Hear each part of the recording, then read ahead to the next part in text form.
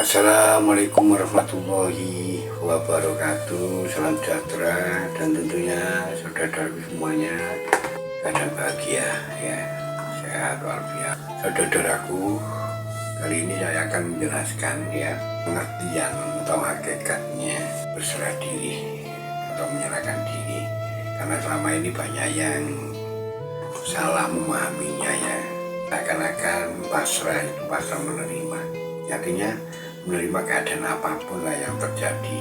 Ini berhubungan dengan biasanya ya, karena sudah keadaan yang terpaksa mentok karena sudah tidak bisa apa-apa. Akhirnya mungkin kalau dagangan itu kan saking sepini, misalnya yang jualan ya saking sepini, akhirnya pasrah. Berapapun kita dapatkan uang penjualan, berapapun lah yang saya terima lah, itu namanya pasrah, itu nerimo ya. Padahal pasrah dari pengertian bahasa saja ya, pasrah sama nerimo, memasrahkan. Memasrahkan itu begini, sampai menerima itu kan berbeda. Menerima itu sesuatu yang kita dapatkan, sesuatu yang kita terima, itu namanya menerima.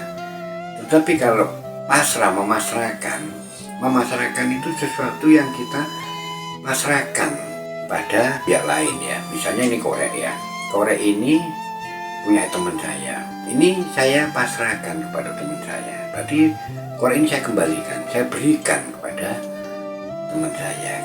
Kenapa saya berikan? Kenapa harus saya pasrahkan, harus saya berikan? Karena korek ini milik teman saya.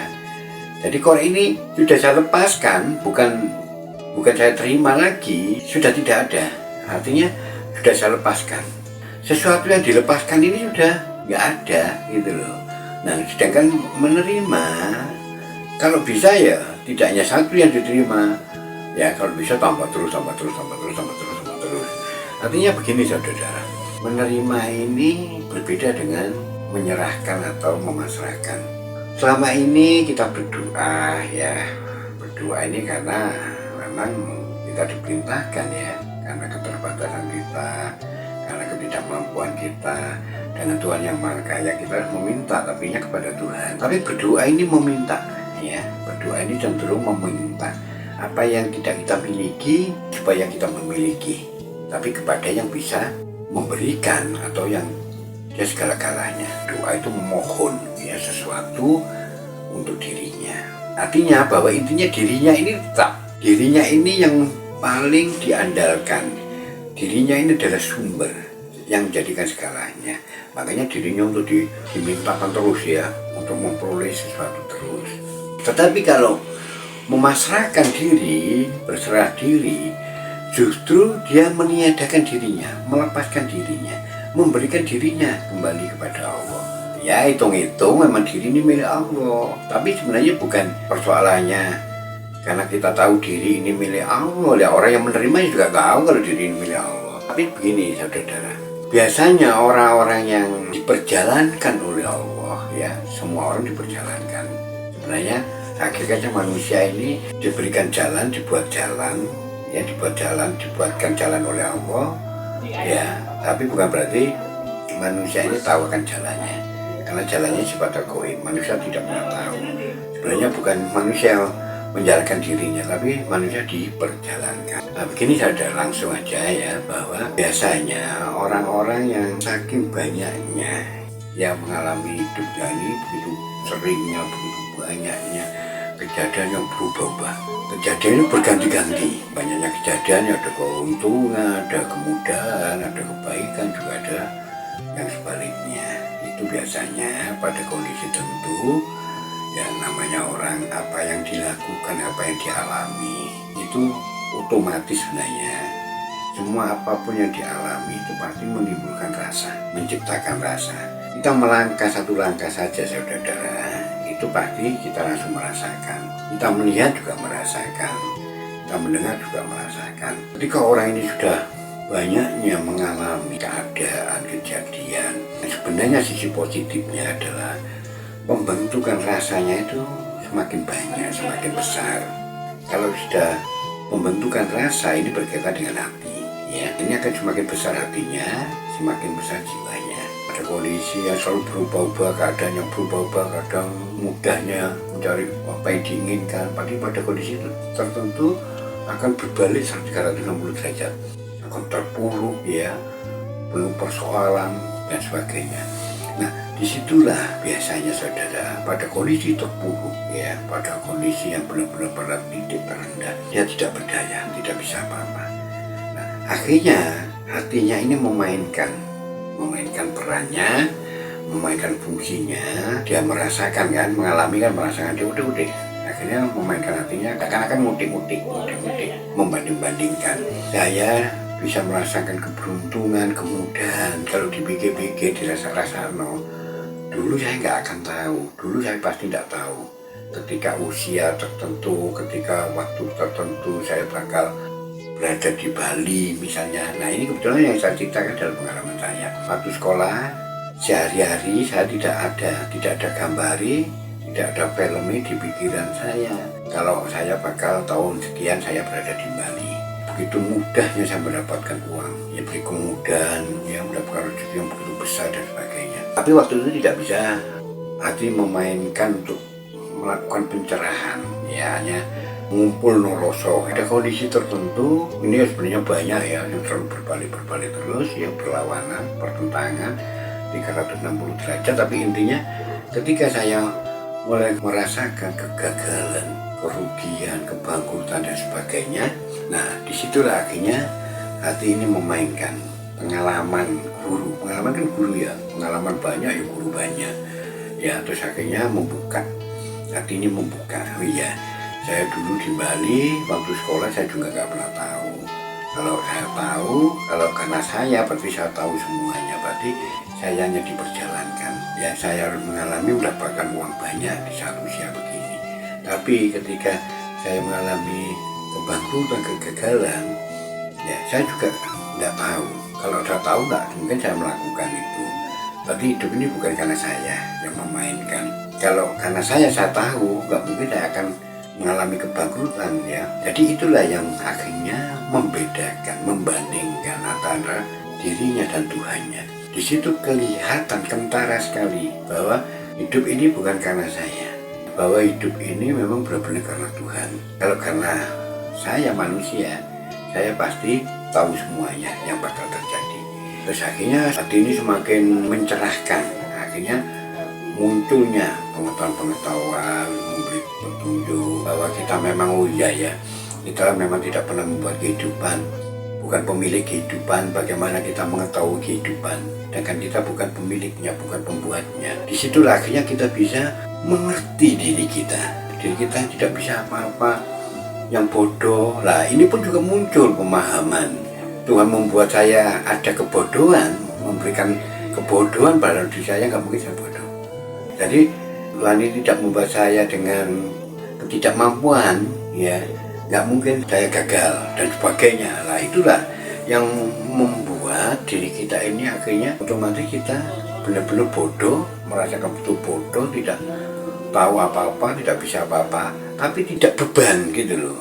Otomatis saat yang sama akhirnya merasakan bahwa ini perbuatan Tuhan, bahwa Tuhan itu yang segala-galanya.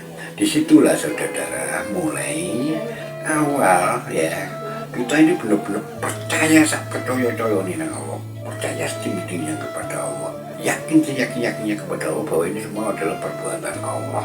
Nah kalau kita sudah mengetahui itu semua, merasakan itu semua, akhirnya kita ini benar-benar menuhankan Allah itu benar-benar. Nah tidak ada keraguan sama sekali, tidak ada sedikit pun lain-lain, benar-benar mutlak, bulat menuhankan Allah. Terus kita ini bulat, mutlak percaya kepada Allah. Nah disitulah zat kuasanya Allah sudah memainkan hati kita. Di setiap hati manusia ada zat kuasanya Allah. Zat kuasanya Allah akhirnya membentuk, menggetarkan hati, akhirnya juga menuntun diri kita untuk melakukan penyerahan diri secara total. Disitulah kita pasrahkan, mulai saya melakukan pasrah, memasrahkan diri saya. Karena sudah yakin seyakin-yakinnya kepada Allah, dengan bukti-bukti yang diperjalankan dalam kehidupan saya. Akhirnya mutlak tidak ada keraguan, ya mempercayakan diri ini, berani melepaskan diri. Karena yang kita tahu Tuhan yang maha segalanya, kita percayakan pada Tuhan apa yang terjadi saudara. Ini bedanya dengan yang saat itu juga begitu saya lepaskan, saya berikan diri saya kepada Allah. Artinya bahwa ketiadaan diri ini memang nyata. ketiadaan diri. Karena diri sudah saya lepaskan, berarti tiada diri lagi di sini. Disitulah saat kosong, otomatis juga unsur-unsur yang lain kebawa oleh diri. Ya pikiran semuanya segala macam, akhirnya diri ini merasakan betul-betul kosong. Ketika diri ini kosong, saudara, maka disitulah Tuhan memenuhi zat kuasanya.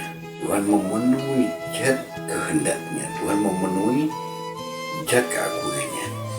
Karena diri ini kosong, seperti rokok ini, saudara. Rokok ini kosong, saudara. Rokok ini kosong, ya.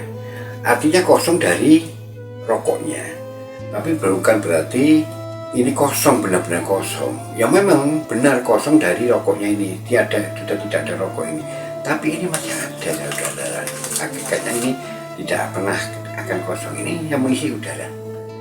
Ya sama, saudara. Ketika kita ini kosong, bukan berarti kita ini kosong, saudara. Ya, Allah mengganti, menempatkan zat kuasanya pada diri yang kosong ini. Apalagi diri kita ini memang berasal dari Tuhan, ya, bukan sesuatu yang asalnya berbeda. Maka penuhlah zat kuasanya, penuhlah zat kemurahannya, penuhlah energi-energi itu, sehingga kita merasakan Allah langsung satu hari itu langsung. Begitu kita merasakan Allah, ya Allah, ya Allah, ya Allah, ya Allah, segala itu yang kita ucapkan, saya ucapkan, ya Allah. Tapi rasanya bahagia sekali, rasanya banyak luar biasa. Saya tidak pernah selama hidup saya merasakan kebahagiaan seperti itu. Saya tidak pernah selama hidup saya merasakan ketenangan seperti itu. Ya karena rasanya Allah itu seperti itu. Rasanya tenang itu, rasanya Allah itu tenang, bahagia yang tidak bisa kita bayangkan, tidak bisa kita alami selama ini. Kalau kita merasakan kerupuk ya seperti itu, merasakan emosi ya seperti itu, merasakan cinta ya seperti itu, merasakan padang ya seperti itu. Itulah gambaran saudara. Ya akhirnya ya saya merasakan Allah begitu bahagianya. Setelah itu kayak kita ini malah mujizat gitu loh ya. Saya nggak bisa mengatakan istilahnya apa ya. Saya merasakan saya berada di tempat yang paling indah, di alam yang paling indah.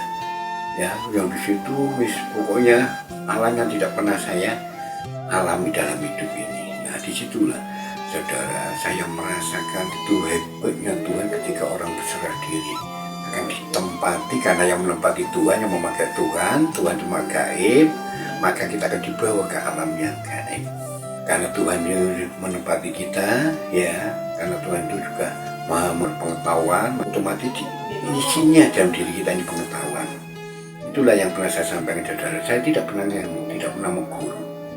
Nah, tapi kalau orang ilmu, saudara, tetap persoalannya, intinya bahwa dirinya ini pancet. Ya, dirinya ini menjadikan segalanya, digandoli. Ya, tetap menjadi dirinya.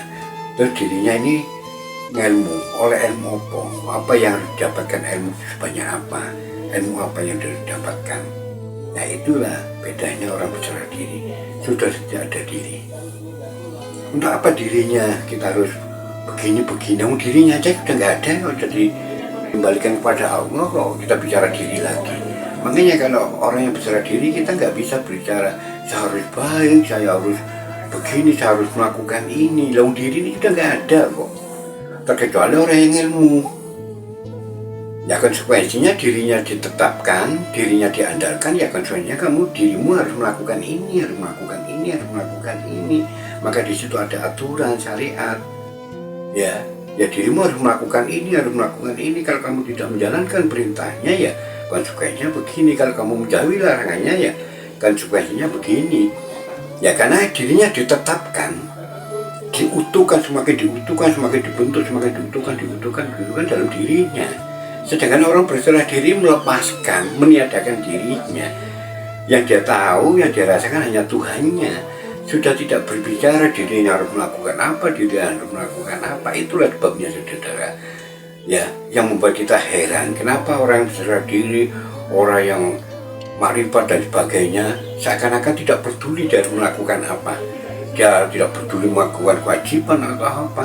Tapi bukan berarti ya dirinya ini masa bodoh loh. Bukan nggak ada hitungan diri, pokoknya nggak ada hitungan diri. Itu saudara, intinya tidak ada hitungan diri. ya, yang hanya dirasakan hanya Tuhannya.